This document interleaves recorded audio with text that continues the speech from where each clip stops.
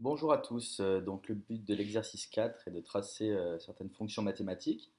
Donc l'exercice est divisé en deux parties. La première partie, on va tracer une fonction en une dimension et ensuite on tracera en deux dimensions. Donc la fonction à laquelle on va s'intéresser, c'est la fonction gaussienne. Donc tout d'abord, à une dimension, l'exemple le plus connu d'une gaussienne à une dimension, c'est la fonction densité de probabilité de la loi normale, donc dont la formule vous est rappelée ici. Donc, on voit que cette fonction prend en entrée la variable x et qu'elle dépend de deux paramètres qui sont sa moyenne mu et son écart type sigma. Donc, la première partie de l'exercice va consister tout d'abord à redéfinir cette fonction dans Scilab. Donc, on va voir ça. Donc, pour définir la fonction donc dans Scilab, c'est très simple, hein. On commence par function. La sortie y égale le nom de notre fonction gauss1d et entre parenthèses les paramètres qu'elle prend en entrée. Donc on a vu que c'est x notre variable, mu la moyenne et sigma l'écart type. Donc on va définir notre fonction ensuite et on finira par nfunction. Donc voilà, c'est très simple. Tout d'abord une condition pour dire que si sigma est négatif, notre fonction ne peut pas être définie, donc on va renvoyer une valeur nulle. Et voilà, donc sinon, il suffit de rentrer l'équation, certes un peu complexe, de cette fonction. Donc voilà, racine carrée c'est SQRT, pi s'écrit pourcentage pi, l'exponentielle s'écrit x. Bref, rien de nouveau ici. Donc une fois qu'on a défini notre fonction, on va vouloir la tracer graphiquement. Donc, dans cet exercice, ce qu'on va vouloir faire, c'est de tracer deux cas. Le premier cas va correspondre au jeu de paramètres mu égale 0, sigma égale 1. Donc là, c'est la loi normale centrée réduite. Ensuite, on va vouloir prendre le cas où mu est égal à 1 et sigma est égal à 2. Donc, ensuite, pour voir un peu quelles options existent dans le tracé des fonctions, pour le premier cas, on va vouloir représenter la fonction tout d'abord avec des points qui seront de couleur bleue. Et dans le deuxième cas, on va utiliser des croix qui seront de couleur rouge. Donc, comment on va faire ça? Alors, tout d'abord, pour tracer une fonction, on va devoir définir un vecteur euh, pour la dimension x, donc qui va être en gros l'intervalle de définition de notre fonction. Donc, pour définir cet intervalle, on utilise la fonction lineSpace. Et donc, on a besoin de spécifier euh, la borne inférieure, la borne supérieure et le nombre le pas d'échantillonnage de notre fonction. Donc là, dans notre cas, par exemple, on souhaite représenter notre fonction pour des x compris entre moins 5 et 5, et on souhaite un pas d'échantillonnage, donc on veut 100 valeurs de x entre moins 5 et 5, donc le pas d'échantillonnage sera automatiquement de 0,1. Donc ça c'est la première partie, définir le vecteur des x. Ensuite il s'agit de définir le vecteur des, euh, des y. Donc pour ce faire, on appelle tout simplement notre fonction Gauss1D qu'on a définie en amont, donc qui va prendre en input le vecteur des x qu'on vient de définir et les jeux de paramètres mu sigma qui nous intéressent. Donc dans le premier cas, on va prendre les valeurs 0, 1 et dans le deuxième cas, on va prendre les valeurs 1 et 2. Et on obtient nos deux valeurs, nos deux vecteurs des y pour les deux cas qui nous intéressent. Donc voilà, une fois qu'on a fait ça, on est prêt à tracer notre fonction. Tout d'abord, une petite commande CLF qui permet de réinitialiser fenêtre graphique. Donc, dans le cas où on va tracer plusieurs fonctions à la suite, c'est bien. Et donc ensuite, on utilise la fonction plot, tout simplement, donc qui prend en entrée les vecteurs des x, le vecteur des y, et ensuite, entre guillemets, on va spécifier les options de tracé. Donc tout d'abord, on va spécifier quel type de représentation on veut. Par exemple, si on veut des points, on met un point. Si on veut des croix, on met une croix. Et vous pouvez consulter la documentation, il y a plusieurs possibilités. Et ensuite, on spécifie la couleur, donc B pour bleu et R pour rouge. Donc voilà, on peut tracer notre fonction. Donc on voit bien qu'on a tracé en bleu et en rouge les deux jeux de paramètres qui nous intéressaient. Donc pour des valeurs de x entre -5 et 5. Et donc les valeurs de y sont calculées automatiquement grâce à notre fonction Gauss1D. Un dernier aspect pour cet exercice était de rajouter un titre et une légende au graphique. Donc pour ce faire, c'est très simple. Euh, pour rajouter des titres, on utilise la fonction xTitle, donc qui prend en entrée trois paramètres. Tout d'abord, le titre général du graphique, ensuite le titre de l'axe des x, et là le titre des axes des y.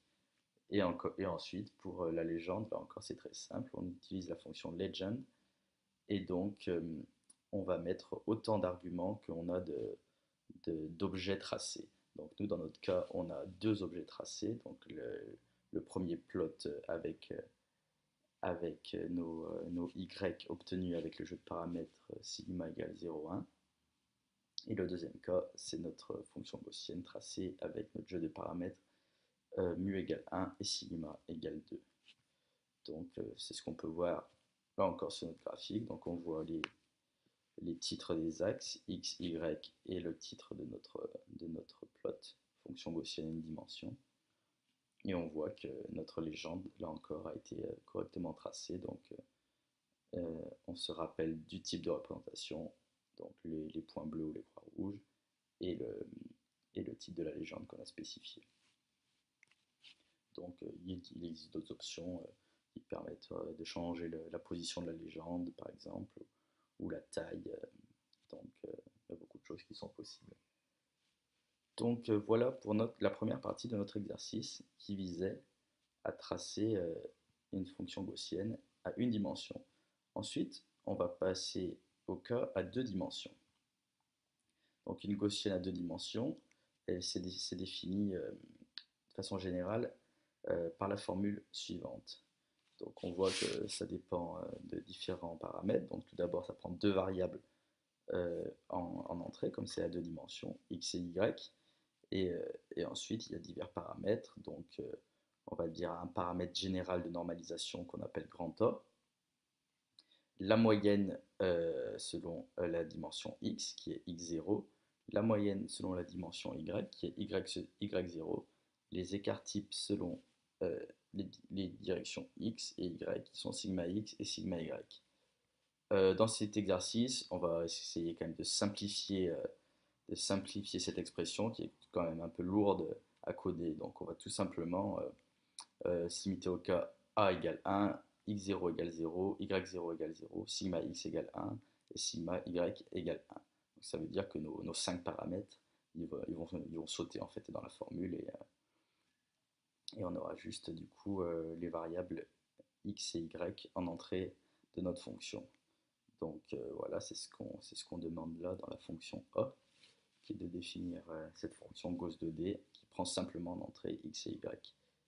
Donc c'est ce qu'on fait ici. Donc tout simplement quelques lignes. On met fonction x, z égale Gauss 2D de x, y et on met l'expression qui a été largement simplifiée grâce à notre choix de paramètres.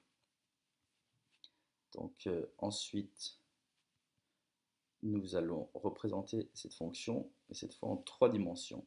Donc en trois dimensions, c'est pas évident souvent de représenter des fonctions mathématiques.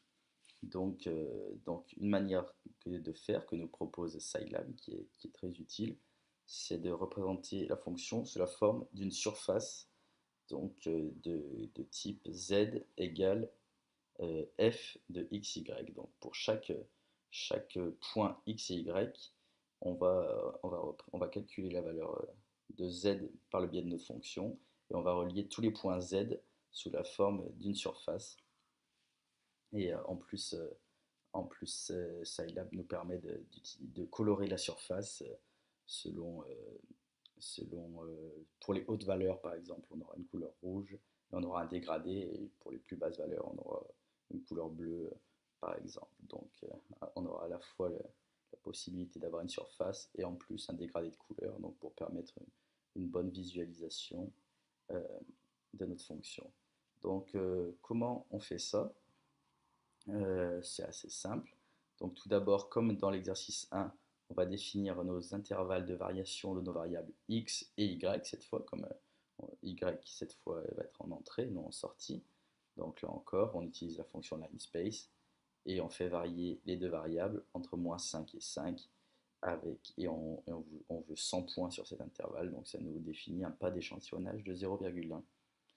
Ensuite, on va vouloir évaluer notre fonction euh, en chaque point x, y. Donc pour ce faire, on va utiliser la fonction feval qui va en fait pour chaque valeur x et y appeler la fonction Gauss et calculer la valeur de z et, euh, stocker le tout sous la forme d'une matrice et ce qui va nous permettre de tracer la fonction. Donc ensuite, là encore, on utilise CLF pour initialiser la fenêtre graphique. Et là, cette fois, on n'utilise plus plot, comme dans le cas une dimension, mais on utilise la fonction surf. Surf pour surface, donc qui prend en entrée x data, y data et z data qu'on vient de calculer grâce à notre fonction feval. Donc voilà, on rajoute un titre avec xtitle comme la dernière fois. Et on est prêt à tracer notre fonction. Donc là, on voit la fonction gaussienne à deux dimensions, donc qui a la forme connue d'une cloche. Donc on voit qu'à la fois on a le côté 3D, donc représentation dans l'espace sous la forme d'une surface, et on a de plus la possibilité d'avoir un code couleur. Donc on voit que pour les grandes valeurs de Z, on est en rouge, pour les petites valeurs de Z, on est en bleu. Donc voilà, c'est bien utile pour représenter des fonctions à deux dimensions. Donc, euh, donc voilà, il existe d'autres options, par exemple pour changer le type de la palette de couleurs avec laquelle on souhaite représenter notre fonction. Vous pouvez voir le tout dans la documentation. Donc voilà, on arrive à la fin de cet exercice. Donc voilà, on a vu deux exemples très simples de représentation graphique de fonctions 1 et 2 dimensions.